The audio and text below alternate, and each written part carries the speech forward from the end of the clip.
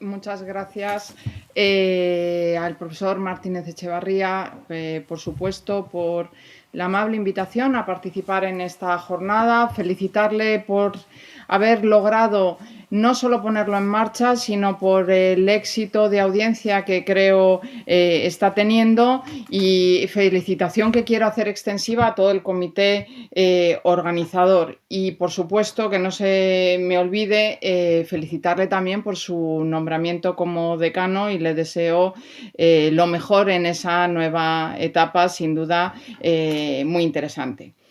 Bien, me corresponde abordar una cuestión que yo creo que tiene una indudable trascendencia práctica para cualquier sociedad y, por supuesto, para las sociedades cotizadas, como es la cuestión del valor reputacional y el buen gobierno.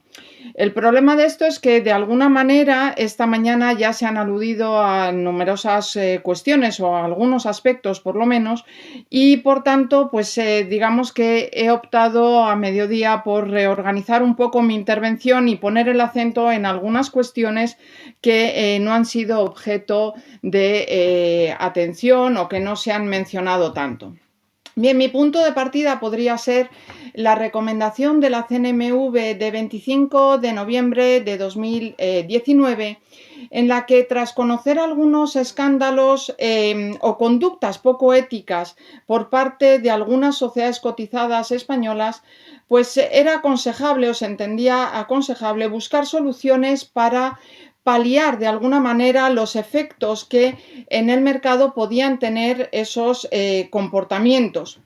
Porque es evidente que esos hechos, unidos a otros casos de corrupción que conocemos en España en el ámbito de la política, siempre pueden incidir de forma muy negativa, no solo en la cotización de nuestras empresas, sino también en ser una suerte de mecanismo desincentivador para los inversores de cara al país. Bien, lo primero, ¿qué podemos entender por reputación corporativa? Pues lo primero, pues más sencillo quizás, es entender que reputación corporativa es la imagen proyectada por esa compañía o por una empresa ante los distintos grupos de interés de una entidad, como pueden ser los stakeholders, tanto internos como externos.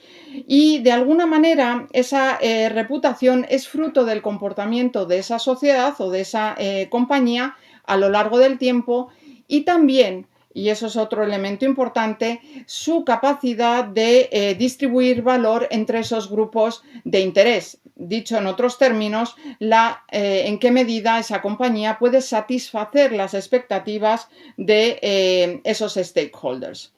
Por tanto, tiene dos ámbitos, y esto es relevante, como veremos más adelante, porque estamos hablando de que la reputación tiene sentido desde la perspectiva de lo que se muestra hacia afuera y de cómo es percibida la empresa desde fuera. Son dos ámbitos o dos perspectivas distintas. Es también evidente que una reputación o una buena reputación no es algo que se construye en un día, es fruto de muchos años, de mucho esfuerzo y mucha dedicación, y eso es lo que permite crear una imagen sólida, real, consistente de una empresa que se cimente sobre unas bases sólidas. Y esa buena reputación es lo que va a permitir también, de alguna manera, afrontar las crisis, sean del tipo que sean, con unas mejores herramientas o con unos mejores mecanismos, ¿no? Porque una buena reputación, en definitiva, lo que viene a hacer es generar confianza. Y la confianza en el mercado, y cuando estamos hablando de sociedades cotizadas, es fundamental. Muchas veces hemos visto cómo una sola conducta puede deteriorar la imagen de una empresa y hacer que sus resultados económicos se vean afectados de una manera muy relevante, ¿no? Y puede llevarle a una crisis o incluso, en el peor de los casos, a su propia desaparición. Y en este sentido hemos pasado de una etapa en la que lo más relevante era la maximización del valor para las empresas, para los accionistas, la rentabilidad. Como bien esta mañana el profesor Envid se ha referido en extenso a la cuestión del interés social, pues hemos pasado a una etapa en la que hay otros elementos que han adquirido un peso o una relevancia notable, como es la imagen. Y también se ha dicho, creo que se ha dicho esta mañana, que la imagen forma parte de esos activos intangibles. A veces los podemos medir de forma directa, otras veces, las más probablemente, resulte muy difícil y solo lo podemos valorar cuando conocemos o cuando se ve alterada por o como consecuencia de alguna circunstancia o de algún hecho. Pero es indudable que una buena reputación corporativa tiene muchos beneficios, no solo en la mejora de los resultados económicos, que por supuesto, o en el incremento del valor de sus acciones, que también, sino que está clarísimo esa correlación, digamos, valor bursátil y reputación. La pregunta que nos podemos hacer, si esto es así, que parece que todos los datos así lo indican, ¿en qué medida un buen gobierno afecta o incide en la imagen o la reputación de una empresa? Bueno, pues pensemos por qué surge el buen gobierno corporativo. Hay muchas razones, eso es evidente, y ahora, además, en 10-15 minutos es muy difícil simplificarlo todo, pero sí que yo creo que hay un elemento que es evidente, que se produjeron ciertos hechos en un determinado momento que pusieron de manifiesto que era necesario una reorganización de las estructuras, de las formas de gestión, era necesario que se asumieran mayores responsabilidades y era necesario también medir el impacto de ciertas decisiones. Me estoy refiriendo, evidentemente, como todos nos podemos imaginar, a algunos de los escándalos empresariales importantes, como fueron los de Enron, WorldCom, o incluso cómo le afectaron a Arthur Andersen algunas actuaciones por parte de algunos de sus miembros. Se produjeron importantes colapsos bursátiles que, sin duda alguna, tuvieron su origen en disfunciones, digamos, de gobernanza corporativa. Y esos desajustes generaron unas crisis de confianza, unas crisis en la valoración de esas compañías que hicieron reflexionar o de alguna manera pusieron de manifiesto la necesidad de introducir reformas de calado. Y la crisis financiera de 2008, una de las cosas que ha generado, porque han sido muchas, evidentemente, ha sido sensibilizar a los stakeholders hacia todo lo relacionado con la actuación ética de una empresa, en especial en todo relacionado con la gobernanza o el gobierno corporativo, aun cuando muchos stakeholders no supieran que eso eran cuestiones de gobierno corporativo propiamente dichas. Cuando se habla de la diferencia o se hablaba de la diferencia salarial entre la remuneración de un CEO o de un trabajador, o cuando se hablaba de los requisitos de idoneidad o de la falta de idoneidad de algunos de los miembros del consejo de las cajas de ahorro, o cuando se hablaba de diversidad, muchas veces no se sabía o no sabían ellos que estaban refiriéndose a cuestiones como el gobierno corporativo.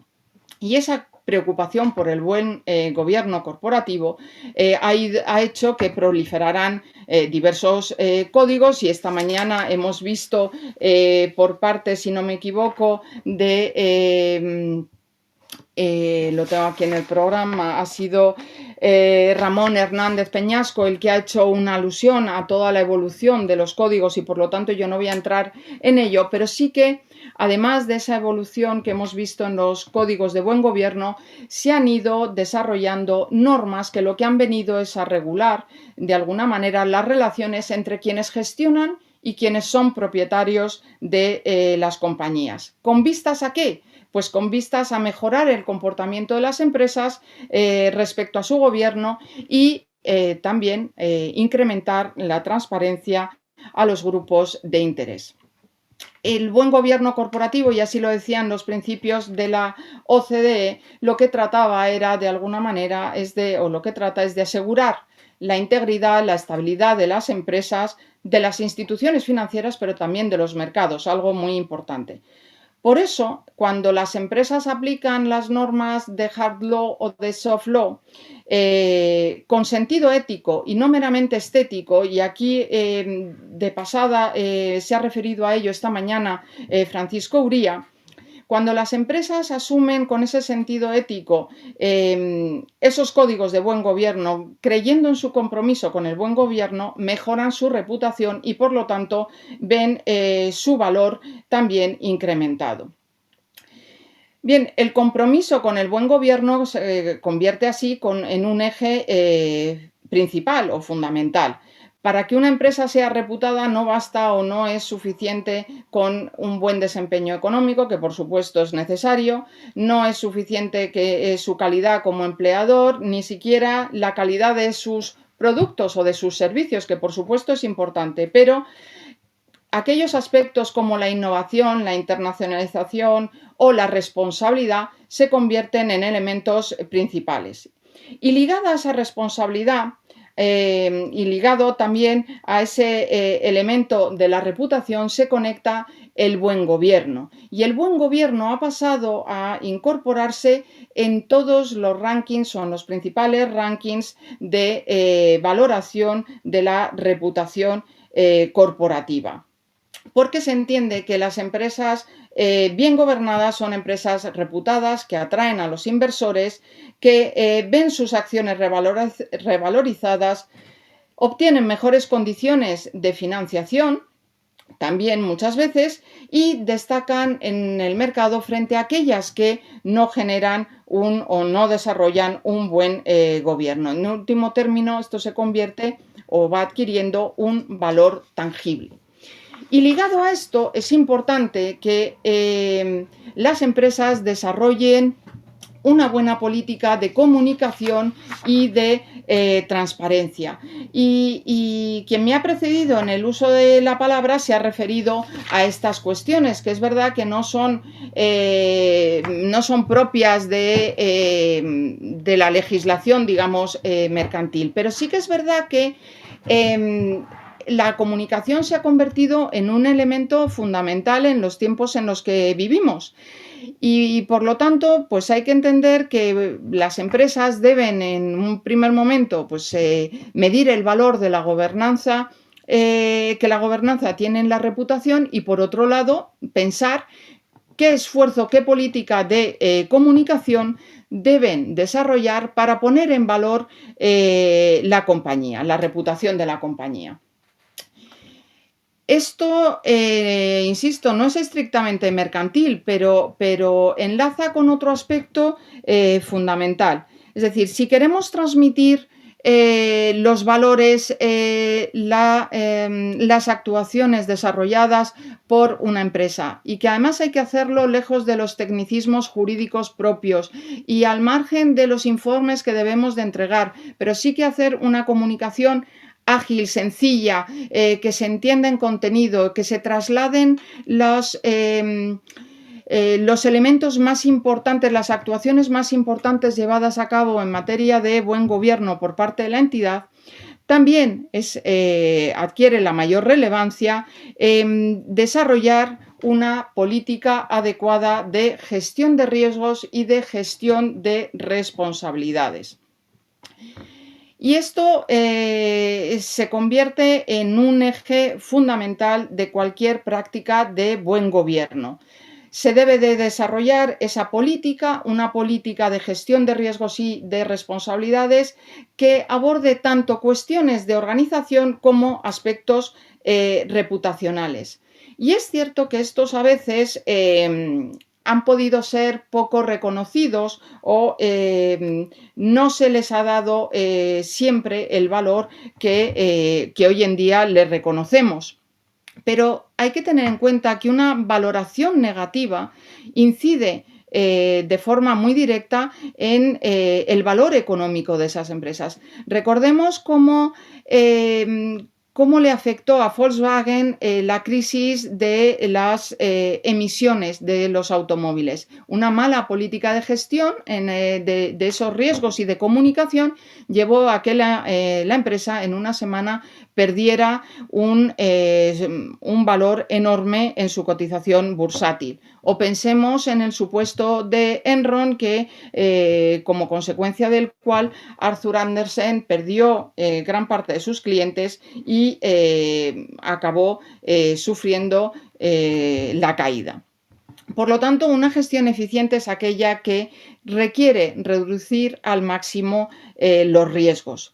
Quien conoce, es evidente que quien conoce sus debilidades está en mejores condiciones para poder actuar cuando el riesgo se produzca, se materialice de verdad y por lo tanto tiene que Isabel, ser una perdón, prioridad. habría que ir concluyendo la intervención para dar paso al siguiente. Concluyo.